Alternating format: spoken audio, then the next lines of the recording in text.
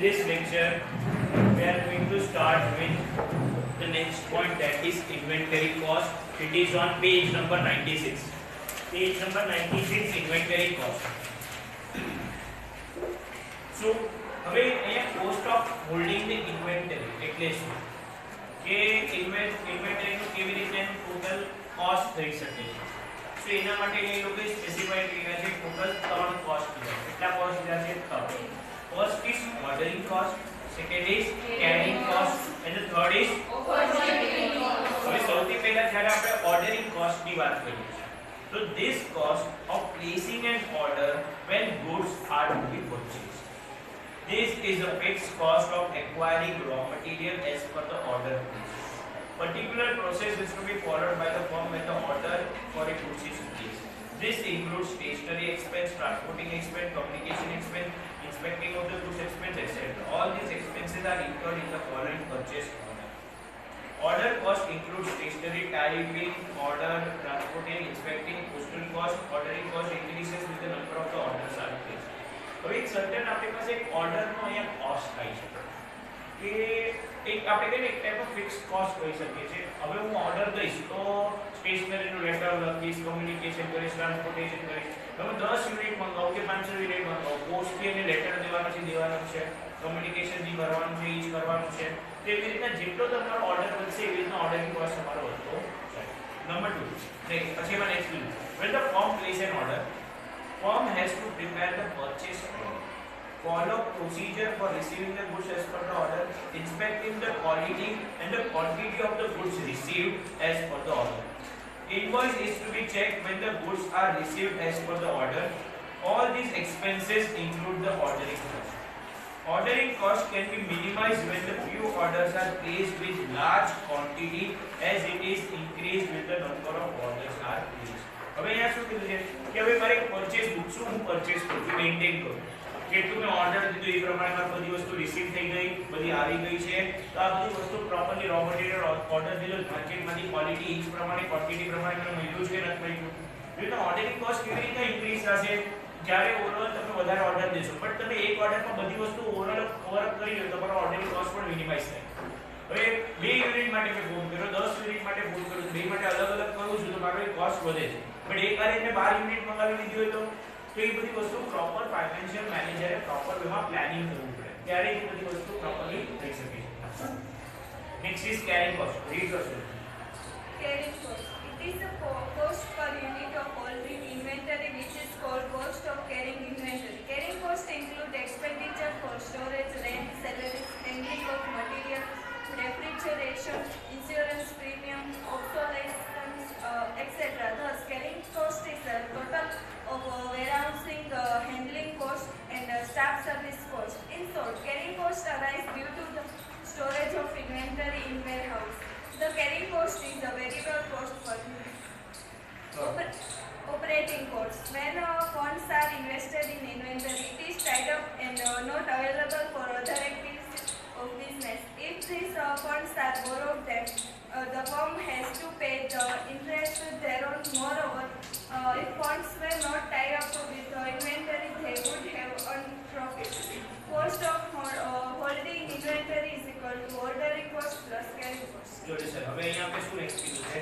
Carrying cost. તમે ગુડ્સને કેરી કરો છો, તમારી પાસે છે એને સ્ટોર કરો છો, એનું ધ્યાન રાખો છો, ઇવન એનું રેન્ટ પે કરો છો. એ સ્ટોક તમને અહીંયા સ્પેસિફાઈ કર્યું છે કે એના રિલેટેડ લેબર છે, સેલેરી દીધો છો, રેન્ટ દીધો છો, તમારો સ્ટોક ડેમેજ ના થઈ જાય એ સિચ્યુએશનમાં તમે એની પ્રોપર વેમાં ટેક કેર કરો છો કે પ્રોપર વેમાં આપણે એને હેન્ડલિંગ કરી શકીએ. તો આ બધી વસ્તુઓનો જેવો મારો ગુડ્સ છે, જે મારી પાસે રો મટીરિયલ છે, એ બધી વસ્તુને મારે સંભાળવું પડે. એટલે એને મૂકી ના શકું. અત્યારે મેં માલ લઈ આવો તેના ઓપન પ્લેગ્રાઉન્ડ મૂકી દઈશ ના, એ વસ્તુ ખરાબ થઈ જશે. સનલાઇટના લીધે બોલો, કાં પછી ધૂળ ઉડતી હોય એના લીધે બોલો, કાં પછી ઓવરઓલ વરસાદના લીધે બોલો, તો આ બધા કારણના લીધે ઓવરઓલ મારા વસ્તુ ખરાબ થઈ શકે. તો એના પર મારે એ વસ્તુ ધ્યાન રાખવું પડે, એટલે એને આપણે કેરિંગ કોસ્ટ. નેક્સ્ટ આપણે કીધું ઓપોર્ચ્યુનિટી કોસ્ટ. નેક્સ્ટ શું કીધું છે? Opportunity cost. ઓપોર્ચ્યુનિટી કોસ્ટમાં કીધું છે કે જે તમે ઇન્વેસ્ટમેન્ટ કરો છો એક જગ્યાએ, તો તમે ઓપોર્ચ્યુનિટી બીજાની લૂઝ કરો. ફોર એક્ઝામ્પલ, મારી પાસે 2 ચાન્સીસ છે, એ કરું તો બી. એ કરીશ તો ઓપોર્ચ્યુનિટી લૂઝ કોની કરીશ? બી. અને બી કરીશ તો ઓપોર્ચ્યુનિટી કોની લૂઝ કરીશ? એ.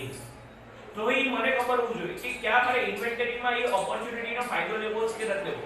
અગર મેં ઇન્વેન્ટરીમાં લઈ લીધું, માર્કેટમાં બીજું કંઈ મને ફાયદો થયો, તો મારું ઓલરેડી પૈસા અહીંયા રોકાઈ ગયા છે. હું એને વર્કિંગ કેપિટલને યુઝ કરી શકીશ નહીં. બટ પ્રોપર વેમાં મેં એફિશિયન્ટ વેમાં વિચારીને અહીંયા ઇન્વેસ્ટમેન્ટ કર્યું છે, બહુ વધારે મટીરીયલ નહીં, બહુ ઓછો નહીં, તો કદાચ મારી પાસે વધારે ફંડ હશે તો પ્રોપરલી બીજી જગ્યાએ ટાઈ અપ કરીને પ્રોફિટ મેક્સિમાઇઝ કરી શકીશ. તો એ તમને ખબર હોવી જોઈએ કે કઈ ઓપોર્ચ્યુનિટીનું તમે બેનિફિટ. નેક્સ્ટ કીધું છે અહીંયા એક લોકો આપણે ફોર્મ્યુલા સ્પેસિફાઈ કર્યું છે. કોસ્ટ ઓફ હોલ્ડિંગ શું કીધું છે? ઓર્ડરિંગ પ્લસ કેરી. એટલે કેટલો ઓર્ડર કર્યો છો, કેટલું ક્વોન્ટિટી એનો કોસ્ટ થાય છે, અને પ્લસ કેરી કેટલો તમે કેરી કરો છો, એ આપણે સ્પેસિફાઈ કર્યું. Technique of inventory controls. તો અહીંયા માટે ટોટલ ટેકનિક્સ આપણે 7 ટેકનિક્સ કીધી. કેટલી કીધી છે? 7. નંબર 1 શું દીધું છે? Second is third is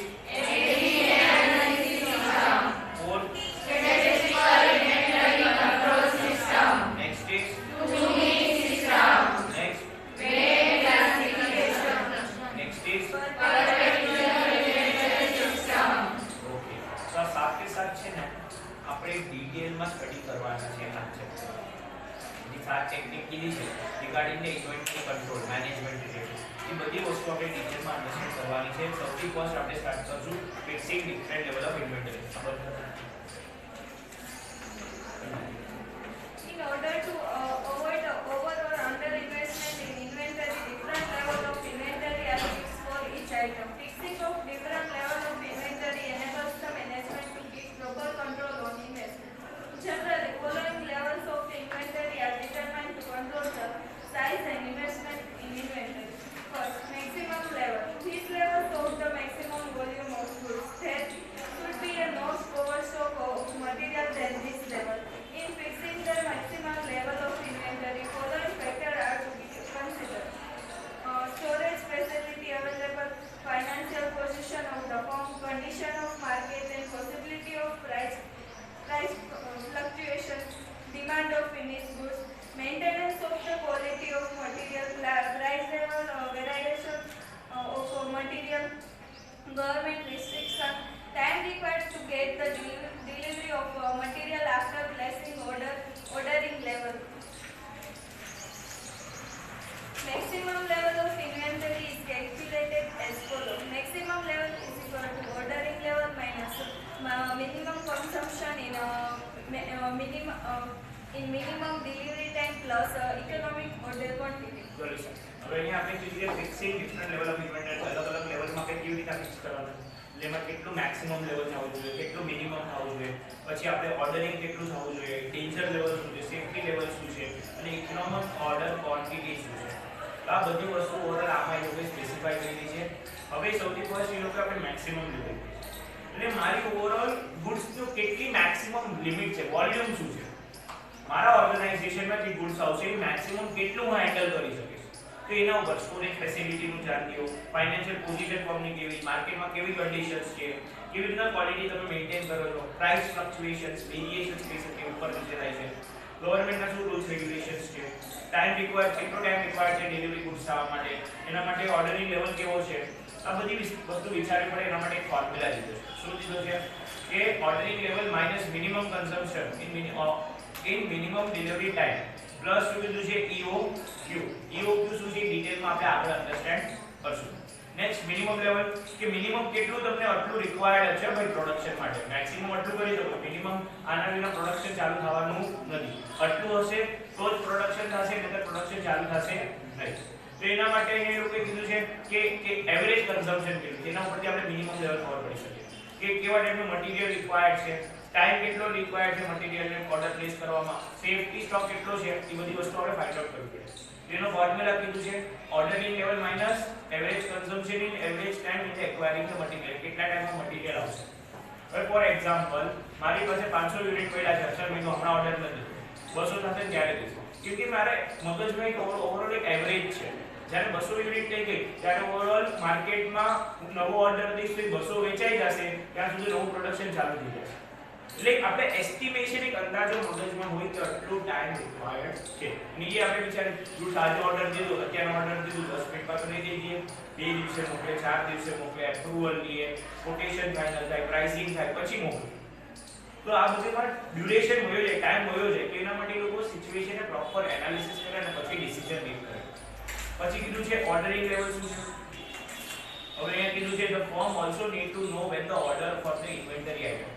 When the material reaches the level the order is placed for the material to the supplier. Generally the level is fixed between the maximum and minimum level. May industrial unit effort to determine the ordering level and place the order to the supplier when the material reaches at minimum level. In short, this is the point when material reaches the price order is placed. The level is calculated as follows. હવે જો આપણે બાઇકની જ વાત કરીએ તો એમાં સૌથી પહેલા તમે પેટ્રોલ નાખો છો, મેક્સિમમ ટાંકી ફૂલ કરી નાખો, હવે કઈ ટેન્શન નથી. પછી એક અમે અંદાજે કિલોમીટરના અંદાજે ભરવું હતું, હવે પેટ્રોલ ભરાવી લઈએ, વાંધો આવશે નહીં. પછી સાવ મિનિમમ ક્યારે થઈ જાય પછી રિઝર્વમાં આવી જશે ગાડી.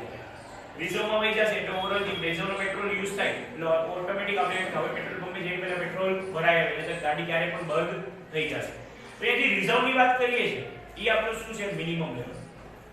જ્યાં આપણે ઓવરઓલ વાત કરીએ છીએ શું વાત કરીએ છીએ મેક્સિમમ એટલે આપણે ઓવરઓલ ટાઈમ ફૂલ કરી દીધી અને એવરેજની આપણે નોર્મલ જ્યારે વાત કરીએ ઓર્ડર લેવલ આટલો ટાઈમ થઈ ગયો તો હવે ઓર્ડર થઈ ગયો એટલે સાવ મિનિમમ લેવલ સુધી આવી જાય નહીં. તો ત્યારે ઓવરઓલ આપણે વિચારીએ છીએ કે આ ટાઈમે દઈ દીધું તો જ્યાં સુધી મિનિમમ આવે ને ત્યાં સુધી આપણી પાસે સફિશિયન્ટ સ્ટોક થઈ ગયો છે એટલે ટેન્શન લેવાની જરૂર નથી. તો એવી રીતે આપણે ઓર્ડરિંગ દેવાનું ચાલુ કરી દઈશું કેમ કે જો ઓર્ડર દઈશ પછી તરત નહીં આવે 8-10 દિવસે આવશે તો 8-10 દિવસ સુધી ઓટોમેટિક મારું મિનિમમ લેવલ પૂછી જશે એટલે મિનિમમ લેવલ થઈ જશે પાછું મારો સ્ટોક વધી ગયો એટલે મને વાંધો આવે નહીં. નેક્સ્ટ કીધું છે safe danger. Sometimes it may happen the fresh order cannot be placed on the supply of the material when the material reaches to ordering level. To avoid the uncertainty in procuring the raw materials, many industries unit determine the danger level. Immediate steps are to taken to place the order with the supplier when the material reaches this level. એટલે આપણે છે ને minimum કરતા હજી એક level કઈ danger. આનાથી પછી આપણે ઓર્ડર કરશું તો પ્રોડક્શન બંધ જ થઈ જશે. એટ લાસ્ટ આપણે ડેન્જર લેવલમાં ધ્યાનથી જાગી જવું જોઈએ એટલે વાંધો આવે નહીં. ઈ આ લેવલ સુધી પહોંચે અને ફટાફટ તેમાં સ્ટેપ્સ લેવા પડે. પછી ઓર્ડરિંગ લેવલમાં જેટલો ટાઈમ લેતા હતા એટલો ટાઈમ ના લે. ફટાફટ નહીં ગુડ્સ મારી પાસે આવી આવે તમારો ડેન્જર લેવલ એક્ઝામના એક દિવસ પહેલા જાગો એ ડેન્જર લેવલ છે. પણ ઓલરેડી તમે 10-15 દી મહિનાથી પહેલા જાગો છો તો તમારું ઓવરઓલ આપણે અત્યારે સ્ટાર્ટિંગથી જાગો તો એ મેક્સિમમ છે. લાસ્ટ 2-3 મહિના જાગો તો આપણે કહીએ છીએ કે ઓર્ડરિંગ લેવલ છે. એક મહિના તો હવે મિનિમમ એક મહિનાથી જેમ નીચે જાય છે ડેન્જર વધતો જાય છે. તો એ વસ્તુ આપણે ધ્યાન રાખવી જોઈએ. એવી રીતે safety. When there is uncertainty in demand for the inventory and lead times, it is advisable to maintain the safety stock. Even though the ordering cost level is calculated with perfect assumptions, it is advisable to maintain the extra inventories, which is additional inventory when lead times is uncertain and usage rate of the material is greater. Safety stock is the one kind of a reserve buffer stock. The term lead time refers to a time taken in identify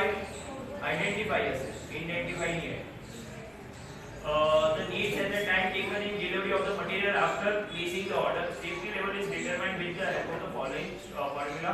Safety level is equal to maximum consumption into maximum time in acquiring the material minus average time in acquiring the materials. હવે અહીંયાથી આપણે safety કરી રાખીએ છીએ. જેમ આપણે કેમ ગાડીનું ઇન્સ્યોરન્સ લઈ રાખીએ સેફટી શું કામ કાલ સવારે મારે ગાડી કેને કે કંઈ થયું મને વધારે મારી ઉપર ખર્ચો થાય ને એક્સપેન્સ થાય ને એ રીતે તમારા બિઝનેસમાં અમુક સ્ટોકની તમારે સેફટી રાખવી જોઈએ. અચાનકની સિચ્યુએશન બહુ વધારે ઓર્ડર આવી ગયો શું કરી લેશો? સેફટી સ્ટોક હશે તો પ્રોપરલી એને યુટિલાઇઝ કરી શકશો. ખરાબ સિચ્યુએશન આવી ગઈ કોરોનાની સિચ્યુએશન આવી ગઈ મારા દુકાનમાં સ્ટોક જ નથી અને મારે બિઝનેસ કરવો હોય તો તેના સેફટી સ્ટોક હશે તો પ્રોપર હું કરી શકું. તો આ બધી વસ્તુ આપણે બિઝનેસમાં વિચારવી જોઈએ કે અચાનકની સિચ્યુએશનમાં એઝ અ રિઝર્વ ટાઈમ આપણે એના પ્રોપર વેમાં યુઝ કરી શકીએ છીએ. એનો ફોર્મ્યુલા કીધો મેક્સિમમ કન્ઝમ્પશન એ તો શું કીધું છે મેક્સિમમ ટાઈમ કેટલું ટાઈમ રિક્વાયર્ડ છે મટીરીયલ લેવામાં minus average time acquiring the material એટલે એવરેજ ડ્યુરેશનમાં કેટલો બુક્સ આવી શકે એ વસ્તુ સ્પેસિફાઈ કરી. લાસ્ટ કીધું છે EOQ તો ડિટેલમાં નેક્સ્ટમાં બી આપણે સ્પેસિફાઈ કર્યું શું કીધું છે two determine the economic order quantity two costs are considered namely ordering cost and carrying cost. EOQ is also known as economic lot size. એને શું કહેવાય economic lot size પણ કહીએ. હવે ડિટેલમાં એનો કોન્સેપ્ટ અન્ડરસ્ટેન્ડ કરશું કે EOQ શું છે. હવે ફિક્સ આપણે જે વાત કરીએ છે fixing different level of inventories it is divided into 6 parts. The first is maximum, second is minimum, third is ordering, fourth fifth, last is economic order quantity. હવે economic order quantity એટલે શું? Continue. Economic order quantity is an important technique to control the inventory. Ordering cost and carrying cost are considered to determine the optimum order quantity. Ordering costs include the expenses of preparing the purchase order, transporting, receiving material, inspecting the material received. When carrying cost is maintaining cost of carrying inventory such as storage, insurance, premium against fire and theft, price decline, handling of raw material cost, interest on capital tied up in inventory. If firm places the order in bulk, it reduces the total ordering cost but increase the carrying cost. If firm places the order in small quantity, it reduces the carrying cost but increase ordering cost. Because of ordering cost increase with the number of orders, these two costs affect the profit of the firm adversely. The management tries to minimize the total of the ordering cost and carrying cost to determine the optimum order quantity. In other words, management tries to balance these two costs. Thus, balancing point of optimum order quantity is called economic order quantity. In short, firm buys the goods in large quantity, ensures the smooth production, but it involves a higher cost of inventory. On the other hand, firm buys the goods in small quantity in small order. This will reduce the carrying cost of the inventory as the level of inventory is reduced. But ordering cost would be increased as the orders are to be repeated. Note that ordering cost increase with the number of orders are less. In such conflict relationship, inventory management would require to consider the optimum order quantity in which both the costs ordering and carrying are the minimum. Yes sir. હવે અહીંયા આપણે શું કીધું છે ધ્યાન રાખો. તમને direct relation explain કરું છું. અત્યાર સુધી તમને કેરિંગ કોસ્ટ અને ઓર્ડરિંગ કોસ્ટ ક્લિયર છે. જો એક પાછું કહી દઉં સાંભળો. ઓર્ડરિંગ કોસ્ટ એટલે શું છે?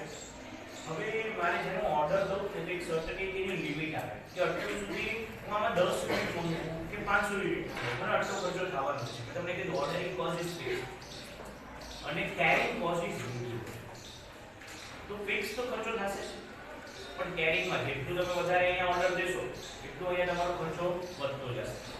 એટલે ઓર્ડરિંગ કોસ્ટ તમે ઓર્ડર જે છે એ ઓછા યુનિટનો દીધો તો એ તમને અહીંયા ખર્ચો વધારે લાગે છે અને અહીંયા કેરિંગનો કોસ્ટ એમાં ઘટી ગયો કેમ કે અહીંયા મારી પાસે વધારે ગુડ્સ આવ્યા નથી. પણ હવે હું કહું છું કે ઓર્ડરિંગ કોસ્ટ મારો પ્રોપરલી મેં યુટિલાઇઝ કરી લીધું. જેટલો મને બેનિફિટ મળવાનો હોય એટલો મેં પ્રોપરલી બેનિફિટ લીધો અને વધારે ક્વોન્ટિટી મંગાવી દીધા તો અહીંયા મારો કેરિંગ કોસ્ટ શું થશે? વધી જશે કેમ કે ગુડ્સ વધી ગયા.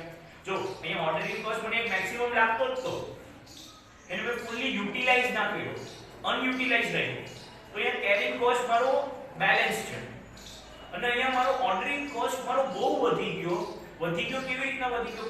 એક્સપેન્સીસમાં નહીં, ઓર્ડર વાઇઝ વધી ગયો. એટલે અહીંયા કાલ 4 યુનિટ હતી, આજે અહીંયા મેં 25 યુનિટ લીધી તો મને એમાં કોસ્ટમાં વધારે ફરક પડ્યો નથી. જેટલી ક્વોન્ટિટી હોય તો એનો જ ફરક છે. બીજો બધો જે ખર્ચો છે એઝ ઇટ ઇઝ છે, એમાં કાંઈ ચેન્જ નથી. તો એ કેરિંગ કોસ્ટ મારો શું થઈ ગયો? ઇન્ક્રીઝ થઈ ગયો. એટલે આનો રિલેશન તમને મેન્ટેન કરતા આવવું જોઈએ. બહુ વધારે ઓર્ડર દઈ દઈશ તો કેરિંગ કરવામાં ડિફિકલ્ટ થશે, બહુ ઓછો ઓર્ડર દઈશ તો અહીંયા ઓર્ડરિંગ કોસ્ટ વધી જશે. તો આ સિચ્યુએશનમાં પ્રોપરલી EOQ માં આપણે કે તમે કેવી રીતના ફાઇનલાઇઝ કરો છો, કેવી રીતના તમે સ્ટેબિલિટી રાખો છો. બહુ મેક્સિમમ એ ના થઈ જાય, બહુ મિનિમમ એ ના થઈ જાય, પ્રોપર બેલેન્સ કે એવરેજ વેમાં કન્ઝમ્પશનમાં તમને વાંધો ના આવે. તો એ વસ્તુ આપણે અહીંયા લોકો કોન્સેપ્ટમાં સ્પેસિફાઈ કરી છે. 4 બેઝથી કીધી છે. કેટલા બેઝથી કીધી? 4 બેઝ. ફર્સ્ટ કીધું એ ટ્રાયલ એન્ડ એરર એપ્રોચ, પછી નેક્સ્ટ કીધું ફોર્મ્યુલા એપ્રોચ, થર્ડ ગ્રાફિકલ અને ફોર્થ ઇઝ ક્વોન્ટિટી ડિસ્કાઉન્ટ. તો પેલા ટ્રાયલ અને એરર એપ્રોચ જોઈ લઈએ. Continue.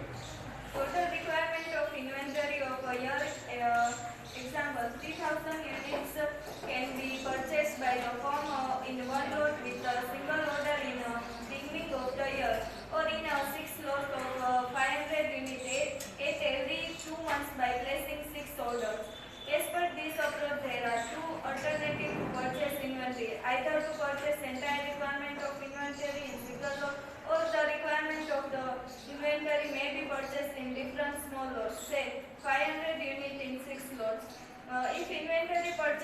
one lot in one single order reduces the ordering cost, but inventory would involve high carrying cost. If inventory purchased in small quantity with fixed order hold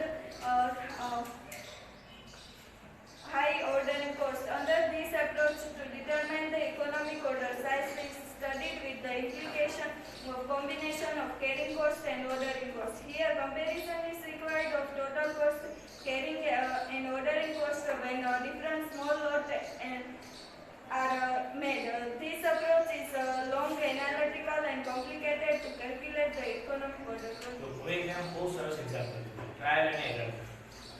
મને વર્ષમાં મારા business ઓર્ગેનાઇઝેશનમાં 3000 unit consumption માટે required અને ઈ કેસી આપણે બે વેસ્ટથી કરી શકીએ. કાં તો આપણે 500 યુનિટ મંગાવીએ તો એ આપણા બિઝનેસમાં વાંધો નહીં આવે, તો એક કાંઈ એક હાઈ લઈએ.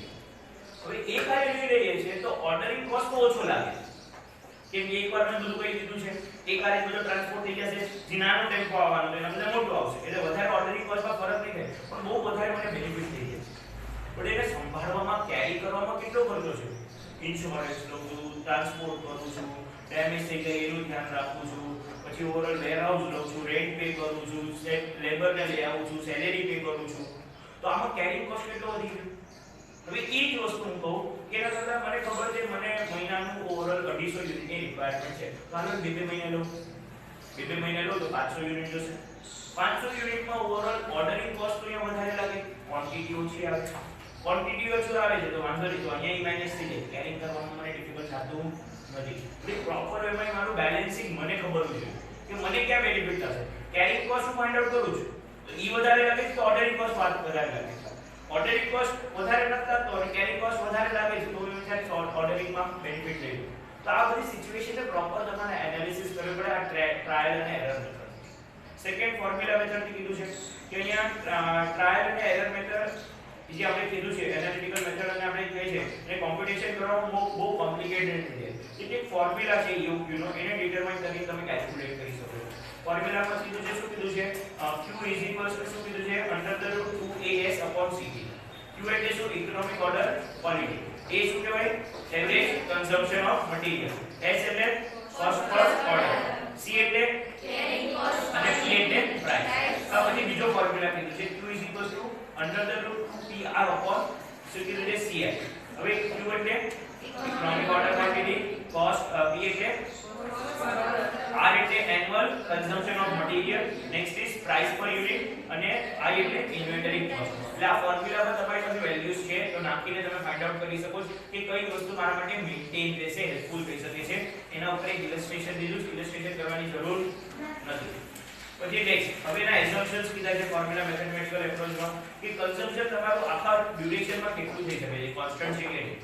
તમારું ફ્યુચરની તમે ડિમાન્ડ ફોરકાસ્ટ કરો છો કે કેટલો ઓવરઓલ કોસ્ટ સેમ રહેશે, કેરિંગ કોસ્ટ ફિક્સ છે કે નહીં. હવે ઓર્ડરિંગ કોસ્ટ વધી ગયો તો કેરિંગ કોસ્ટ તો એઝ ઇટ ઇઝ છે, તો આ બધી સિચ્યુએશન વિચારવી પડે.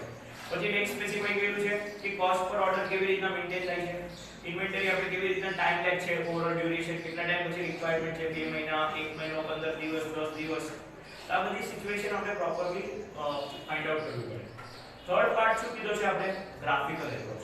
ગ્રાફિકલ એપ્રોચમાં આપણે અહીં ગ્રાફ સ્પેસિફાઈ કર્યું છે. એક બાજુ જો તમને કોસ્ટ દેખાય છે તો બરાબર, y એક્સિસ શું છે કોસ્ટ, x એક્સિસ શું છે ક્વોન્ટિટી, ઓર્ડર, સાઇઝ. હવે મારું કેરિંગ કોસ્ટ એ લોકો જો એક ગ્રાફ દેખાય છે કે એટલો તમે કેરી કરો છો, જે ગુડ્સ વધશે એ કેરિંગ કોસ્ટ શું થશે વધતો જશે. પછી ઓર્ડરિંગ કોસ્ટ શું કીધું છે જેટલો વધારે ઓર્ડર લેશો એટલો ઓર્ડરિંગ કોસ્ટ શું હશે ડાઉનવર્ડ. જો ઓર્ડરિંગ કોસ્ટ ડિમાન્ડ એમ સમજો અને આપણે કેરિંગ કોસ્ટ શું છે સપ્લાય. પ્રાઇસ વધ્યું, સોરી ગુડ્સ વધી, ઓર્ડરિંગ કોસ્ટ કેરિંગ કોસ્ટ વધ્યું. પ્રાઇસ વધ્યું છે અને મારી ઓવરઓલ ડિમાન્ડ ઓછી છે, પ્રાઇસ મારી ઘટે છે, ડિમાન્ડ વધતી છે, એવી રીતે મારો ઓર્ડરિંગ કોસ્ટ આવે છે ડાઉન. હવે બે જ્યાં મીટ થાય ને, બે જ્યાં મીટ થશે એ મારા માટે પ્રોપર એક આઉટપુટ કહેવાશે. અને ઓવરઓલ ટોટલ કોસ્ટ તો કીધો છે એ તો વધતો જ જશે, ઉપર પર એક એરો સ્પેસિફાઈ કરો. એવી રીતના આપણે ગ્રાફિકલ મેથડથી આપણે એને કેલ્ક્યુલેટ કરી શકીએ છીએ. ક્લિયર તો ગ્રાફિકલ મેથડ બધાને પાછું એક વાર સાંભળો. ઉપરથી લાઈન જાય છે કેરિંગ કોસ્ટ છે એટલે કોસ્ટ વધતો જાય છે. ઓલું એક કર્વ નીચે આવે છે ઓર્ડરિંગ કોસ્ટ. ઓર્ડરિંગ કોસ્ટ પણ નીચે આવે છે કેમ કે જેટલી વધારે ઓર્ડર દેશું એટલો ઓર્ડરિંગ કોસ્ટ ઘટતો જશે, આપણે એટલું પર યુનિટમાં ફાયદો થશે. અને ટોટલ કોસ્ટ તો ઓવરઓલ એક આપણો વધવાનો છે. ઓર્ડરિંગ કોસ્ટ અને આપણે કેરિંગ કોસ્ટ જે મીટ થશે એ આપણા માટે બેસ્ટ પોઈન્ટ રહેશે બાય કરવાનો. Clear everyone? ગ્રાફમાં કોઈ ડાઉટ? હવે નેક્સ્ટ ક્વોન્ટિટી ડિસ્કાઉન્ટ એપ્રોચ એ રીત.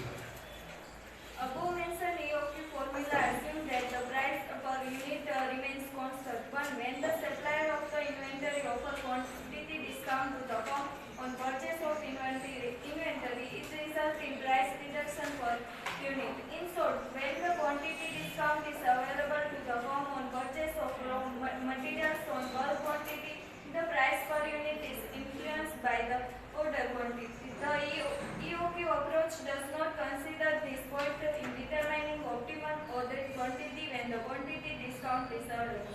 Supposing the company offers 5% quantity discount on purchase order of 400 units, but the economic order quantity of the firm is 400 units. Now the firm has to get the quantity discount by placing order for 400 units or to order in lot 100 units EOQ basis. If the firm places the order for the 400 units, the result saving in price per unit, saving in ordering cost, increase the carrying cost. The firm must analyze the available benefit with regard to cost associated. તો હવે છે ને અહીંયા આપણે શું specify કર્યું છે? Quantity discount approach. તો ધીસ ઇઝ ઓર્ગેનાઇઝેશન ને વધારે તમે બલ્ક ક્વોન્ટિટી લ્યો તો ડિસ્કાઉન્ટ એક સપોઝ હું 100 યુનિટ લઉં તો મને આપી કે 5% ડિસ્કાઉન્ટ. હું 500 યુનિટ કર નાખું તો કદાચ પણ 10% ડિસ્કાઉન્ટ દીધું. તો આમાં હવે મારે એનાલિસિસ કરવાનું છે. અગર મેં 500 યુનિટ લીધા, ઓર્ડરિંગ કોસ્ટ તો મને બેનિફિટ જ છે, ઉપરથી મને ડિસ્કાઉન્ટ મળે છે, એટલે ઓર્ડરિંગ કોસ્ટમાં હજી મને ડિસ્કાઉન્ટ થઈ ગયું. પણ કેરિંગ કોસ્ટ એના કરતા વધારે છે. ફોર એક્ઝામ્પલ ડિસ્કાઉન્ટ બધું ફાઇન્ડ આઉટ કરીને મને 1000 રૂપિયાનો ફાયદો થાય છે અને કેરિંગ કોસ્ટમાં હું 3000 રૂપિયા દઉં છું, તો એવો ઓર્ડર ના થાય. પણ ડિસ્કાઉન્ટ લઈને મને સામે આ 2,500 નો ફાયદો થાય છે અને કેરિંગ કોસ્ટમાં મને 1000 કે 2000 નો ડિફરન્સ આવે તો હું યાદ દઈ દઈશ. કેમ કે પ્રોપર એટલાસ તો મારે કન્ઝમ્પશન ઉપર મને પર યુનિટ કેટલો ફાયદો થાય. બિઝનેસ કરું છું, ટ્રેડ કરું છું તો બેનિફિટ આવવો જોઈએ. જ્યાં બલ્ક ક્વોન્ટિટીમાં પરચેસ કરી જ્યાં મને બેનિફિટ થશે તો ઓબ્વિયસલી હું વિચારીશ કે હું કેરિંગ કરી લઈશ, તો વેરહાઉસ રાખી લઈશ, મારી પાસે ખાલી જ પડ્યું છે મેં બધા. ત્યાં 10 માલ રાખું કે 500 માલ રાખું મને કઈ ફરક પડવાનો નથી. બટ એનો સ્ટોરેજ નાનો હોય, નવું એના માટે પરચેસ કરવું પડે તો ડિફિકલ્ટ થઈ જાય. તો ડિસ્કાઉન્ટ લઈને બેનિફિટ નથી. એટલે પ્રોપર એમાં તમે આઈડેન્ટિફાઈ કરો કેવું ડિસ્કાઉન્ટ લઈશ ક્વોન્ટિટીમાં તો મારા ઓર્ગેનાઇઝેશનમાં બેનિફિટ થાય છે. આપણે ઓર્ડરિંગ કોસ્ટમાં તો બેનિફિટ થઈ ગયો, એમાં તો 100% ફાયદો છે. પણ સામે કેરિંગ કોસ્ટ વધે છે કે એટલો જ છે? વધે છે તો ડિસ્કાઉન્ટના પ્રપોર્શનમાં વધે છે કે ડિસ્કાઉન્ટ તો બહુ ઓછું છે, બોલો બહુ વધી જાય છે. તો આ બધી વસ્તુ આપણે ફાઇન્ડ આઉટ કરવી પડે અને એની ઉપર આપણે ડિસ્કાઉન્ટ નું વિચારી શકીએ કે આ એપ્રોચ આપણે સુટેબલ છે કે નહીં. સો ટોટલ આપણે 4 પોઈન્ટ્સ અન્ડરસ્ટેન્ડ કર્યા EOQ ની અંદર. ફર્સ્ટ ટ્રાયલ અને error, second is formula, third is graphical અને fourth is quantity discount approach. આ આપણે કયો પોઈન્ટ હતો અત્યારે કયો સ્ટાર્ટ કર્યો છે આપણે? ટેકનિક્સ. ટેકનિકમાં આપણે ફર્સ્ટ પોઈન્ટ કમ્પ્લીટ કર્યો ઈ શું છે? Fixing different level of inventories અને સેકન્ડ આપણે કમ્પ્લીટ કર્યો EOQ. હવે નેક્સ્ટ ABC સ્ટેટિસ્ટિકલ ટુ બીન્સ VD ક્લાસિફિકેશન પરફેક્ચ્યુઅલ એ આપણે નેક્સ્ટ લેક્ચરમાં ચાલુ કરશું. Okay, thank you.